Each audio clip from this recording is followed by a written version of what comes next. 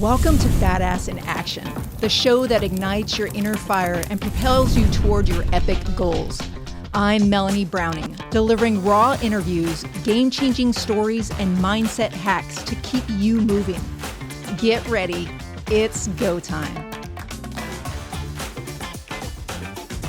Welcome back to Badass in Action. I'm your host, Melanie Browning, and my next guest, Nikki Mingoea of the Strand House Salon, located here in Gilbert, is here with me. I want to just share real quick. I started talking to her through a mutual connection, loved her energy, loved her vibe, and not only is she a business owner here locally, I discovered that she has so much more going on and to offer. I instantly knew I needed her on because she's an absolute badass. Welcome, Nikki. I want to jump right in. Can you give us an overview of the things that you offer and the businesses that you have? Absolutely. First and foremost, I want to thank you so much for having me here and sharing your platform for me to tell a little bit about my story. And I'm hoping that me sharing my experience gives people the permission slip to live a life that's maybe a little more bold. Ooh, I love that. I love that. So I specialize in luxury hair color and extensions. I also am a business coach for boutique salon owners, and I'm currently in a yoga teacher training. So I'm really in this space of just exploring all of my different interests, and it's a really great spot to be in. I have so much gratitude for everything I have going on right now because it wasn't always this free flowing. Mm-hmm. So originally I was born and raised in Rochester, New York, and I was the girl that had a revolving door of girls from my school in and out of my basement hair salon. Nice. And I was doing the hair, the nails, all the things. So it was really a no-brainer that I was going to go to cosmetology school after graduation. And that's where my journey into the beauty industry began. I love that, like the knowing. Yeah. Because some of us know early on, some of us don't trust it, but just knowing and freely moving into that. I love that. And the trust piece is huge too, because you can pivot.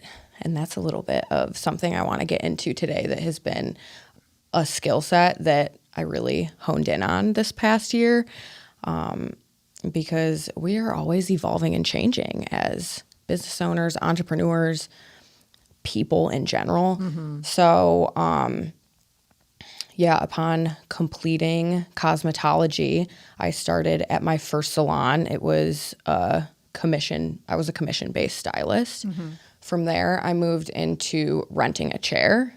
From there, I moved into renting a suite before that was even really a thing. And what does that look like? Like, I'm not familiar with that, to rent like the whole. So a suite, it was like a space that I shared with one of my girlfriends that was secluded from everybody else in their individual businesses within a bigger business.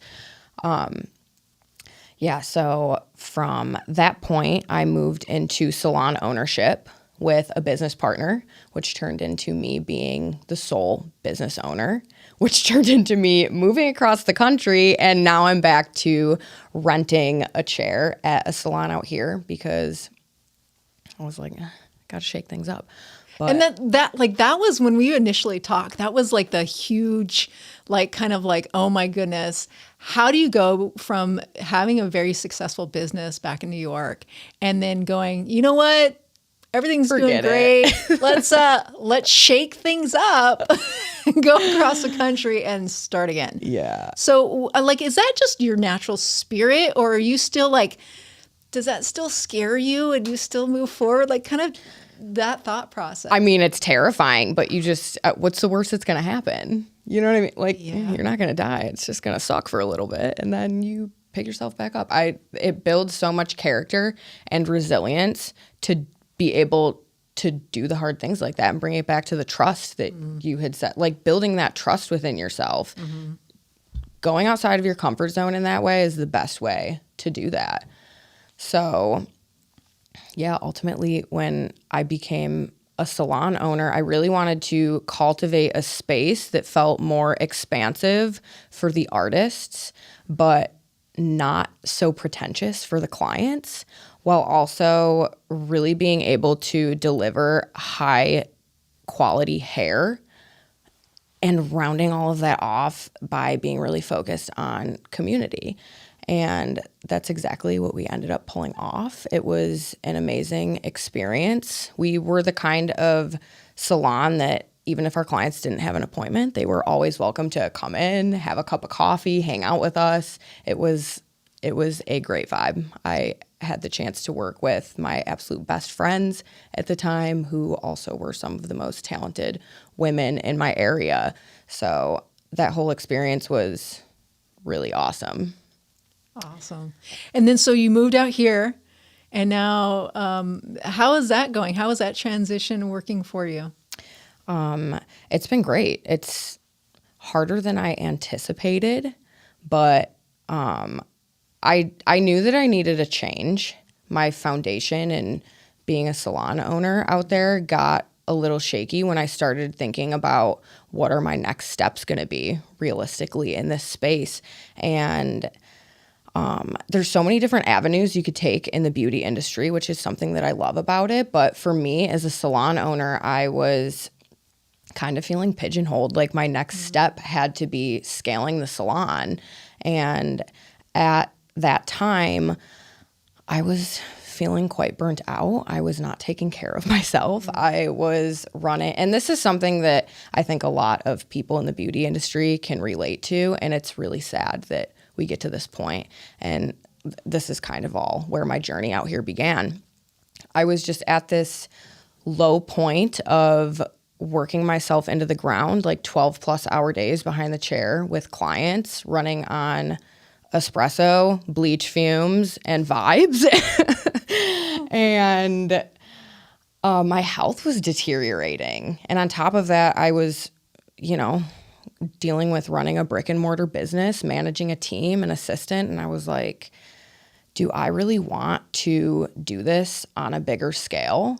So as I kind of sat with that, I really considered moving away. It was always something that I felt I would do at some point. Mm-hmm. And so I started to more seriously explore what that would look like. So my husband and I actually packed up our Bronco, took a month off, canceled all my appointments, came out here to try on life in the desert, and we loved it. And once we got back to New York, we decided 4 months later we were going to make the jump and move out here. I love that. I love that just really kind of shows giving yourself space, together, both of you are just let's take a moment, let's breathe, let's, calm ourselves so that you can make the right decision, really tap in and tune in and know, get back to the trusting. Recalibrate. Yeah. Where am I at and what do I actually want my life to look like? And it just wasn't, I had outgrown that version, that's the scary part, because we hold so tightly onto our identities, especially once you're a business owner. Yeah. It's what am I without this? Yeah. And so that in and of itself was a challenge. And then by the time we transitioned out here, I was still owning my salon back in New York for about 6 months and going back and forth. I didn't have any clients here, everybody knew me back there. Yeah. I was booked constantly, and to come out here and not know anybody, I was literally making trips back and forth to pay my bills. Wow. So, there's a lot that comes up in being in a space that's that uncomfortable. And luckily I was able to really get into decompressing myself and giving myself the space to explore other interests that I had. So for me, that looked like a lot of self-development and wellness style things. Who was your favorite that grabbed you? Or do you have a favorite currently that's just oh my God, there's so many. When I need to, this is who I listen to. We were talking about earlier how we consume. Oh my God, yeah. I'm always listening to something. I mean, I love a conspiracy. I do love Joe Rogan, but I really love the people that he interviews that are like psychonauts, like people that are really interested in how the mind works and exploring all of that. It's almost like addictive. It is, because like, Ooh, I want to think about that. Self-development is something that, in my opinion, is addictive, because it's like, how can I level up? Like, I just want to continue expanding my mind. It's funny because like being completely transparent, I like growing up, like my mom would mention Joe Dyer or something like that. I would just total teenage eye roll and like hear about that self-development. Like, psh. Yeah. It wasn't until I hit 40 where I like actually I had no idea really what it was. And I'm like, whoa.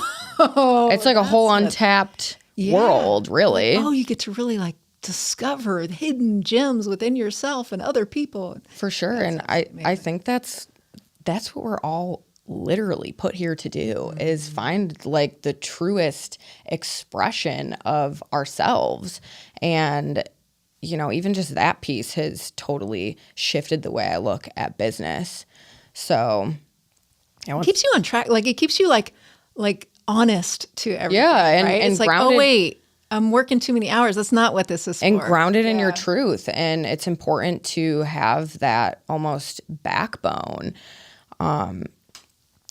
So, I mean, amidst all of that, I was, diving into, I got really into practicing meditation.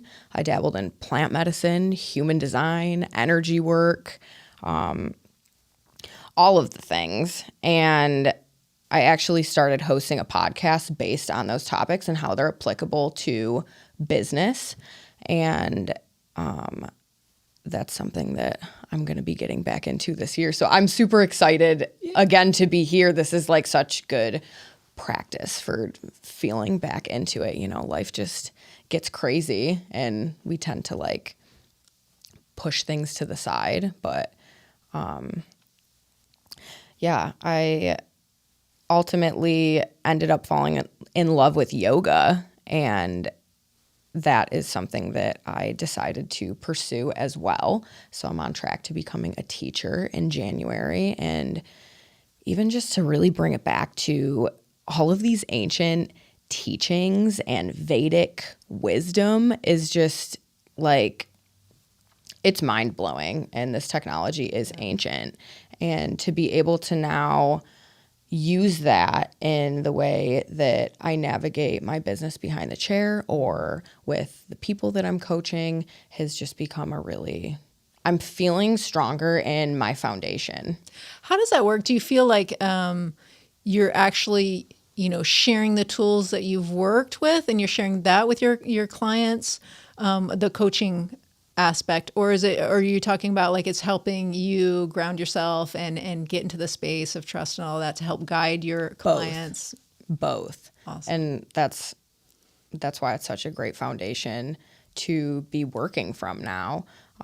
Just having a greater awareness around myself and the things that I experience really, translates into every other thing that I do.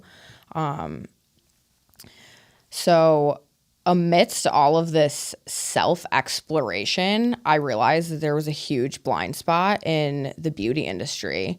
And it's this emphasis on hustle culture and, what's the next move? Owning a salon, starting a hair extension line, becoming the next platform artist or an educator, blowing up on social media. And we tend to over-identify with these roles that maybe we didn't even want in the first place. And really untangling all of that and looking at it for what it is, I think that is the blind spot. So that was kind of the breaking point for me in all of this, that I was like, I need to make it my mission to spread more awareness to this so people are able to start stepping into living a life that's more authentically them and not just kind of scripted by society or what their industry has kind of pre-carved out for them. Yeah, that's important. And I mean, the beauty culture, but it's so many different. I think especially in the United States, I can't speak. I haven't traveled enough. But especially in the United States, the next, like that, when you said that, it hit my gut. It's like, that's an addiction of itself. And, especially more on the social media, it's like, what can I learn next? What can I do next? And the next is it can overtake you. So I understand that feeling completely, but in so many different professions, entrepreneurism, you know what I mean? Like that's in and of itself. So how has that worked as far as taking that into, the beauty element with your coaching clients? How open to it are they in receiving it? I would say what's interesting about my clients behind the chair is it's been more of a subliminal shift for me. So they might not even necessarily notice. And how I navigate my clients here is a lot different than what I was doing back in New York. For me, that looks like now I don't double book, and I'm able to carve out more time for each of my clients. I'm very intentional with the new client intake process, and I'm super mindful about the energy that I'm now bringing into those hair appointments. And then on the flip side of that, I have more wisdom and experience to share with the clients, like the salon owners that I do coaching with, because I'm now coming from a place of so much more clarity than I previously had. And, it's helpful to be able to really help somebody zoom out. And when you think you've zoomed out enough, it's like, okay, but now zoom out even more and, look at things for what they are without your maybe warped lens of your current situation. So the zooming out is super powerful. And I kind of looked at it as the more you zoom out, the more air you can breathe. Like it's giving that space to really just like, okay, let me settle. Oh yeah. And see, the total wide picture. And I love that. And that's a powerful reminder of whenever like you're feeling that vibe, that should be a trigger to be like, step back, zoom out. Yeah. Step back. It's never that. Yeah. It's just not needed. So how can people get in touch with you? Like if someone's contemplating starting their own business, like they were like you, and they, everyone's at their house doing hair and know it's their vibe, but it's like, oh, I don't have any entrepreneurs in my family. I don't know where I'm going. Is that kind of the client that you take on, or who is the ideal client, and how can they get in touch with you over that? In terms of coaching? Coaching, yes. I work specifically with boutique salon owners. Okay, so I'm talking established? Okay. I'm talking 1 to 5 chair salons. Okay. And they can reach out to me. I would say Instagram would be the best bet. You could see a little bit more about me, see if we would be a good fit. My handle is Nikki.Mingoea. I'll have you do the spelling and all of that in the show notes. And that goes the same for anybody who wants to be a new client in terms of getting their hair done too. Gotcha. Find me on Instagram, and yeah. What is it like get it? So you the 3 to 5, the boutique, what is it like your focus for them? Does it vary per individual, or is it developing a different culture for them, or what specifically would they come to you for? It varies per individual, and really what we do is we go deep into the systems of their business and the why. Some people have a really hard time, and I'm speaking from experience because this was me. I've invested so much money into coaches and education and all of the things, and it's really easy to just get lost in the sauce and forget why we're doing it in the first place. So we really go down to the foundation of what your purpose is, and I help you identify that. And now how can we, using that, build a life and a business that feels good for your nervous system? So that's super powerful. I'm always like someone who's saying, get a coach, get a coach, get a coach. Because I know that the changes that it's had in my life. And, I'm kind of curious because I'm finally at a stage now where I can kind of see like that. I call it my inner teenager that resists things. Or it's like, I was working with this one coach, And, she's all about like high performance and growing and expanding and doing the thing, that's my mindset. And as I was working with her, I knew that there was this thing like lingering, and I purposely like, I'm not going to look at it. I'm not going to look at it.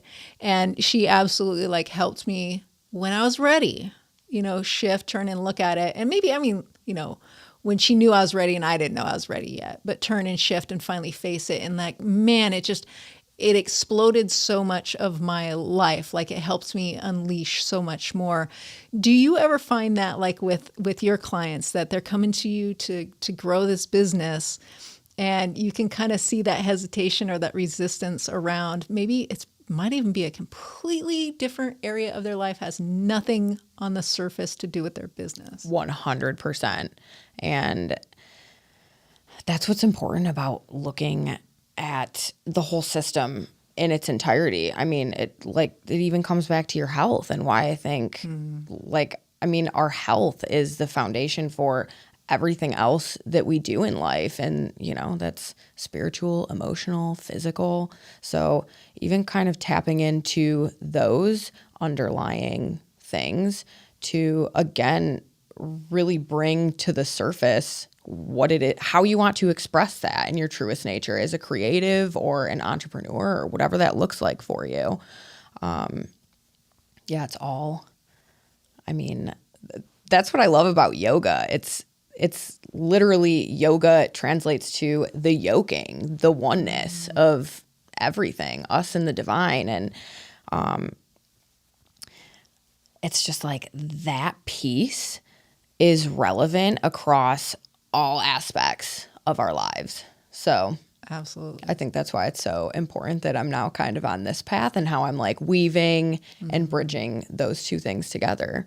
I love all the terminology, by the way, the tangle, the weaving. Uh-huh. So yeah. I love a good weave. And then I'm going to have to go back and watch it. Like, what did I miss? Wait, my question for you is, when you were just talking about your experience with your coach and you kind of had the thing that was lingering that you didn't want to address. Yeah. Do you feel comfortable sharing what that was? No.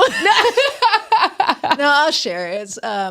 It's just a personal life, a personal relationship. And that's, I think the biggest thing for me is I wasn't willing to look at what I was lacking, and the lack of, I guess, when I grew up, my parents had a very dysfunctional relationship. They loved each other, very dysfunctional. So I saw that. I saw relationships that my mom had with other people, but it wasn't even just my parents. It was most of the people that we were around. I can't even, like right now, I can't even think of the people that were married in my life and had a healthy, like that's important. And it doesn't even have to be marriage, but a partnership where two people can absolutely like just trust one another and build a life and encourage one another. Yeah. You know what I mean? And I love my parents, they both passed, but I wouldn't change anything in the world for them. But I realized it took me so long to realize I didn't have any role models in that area.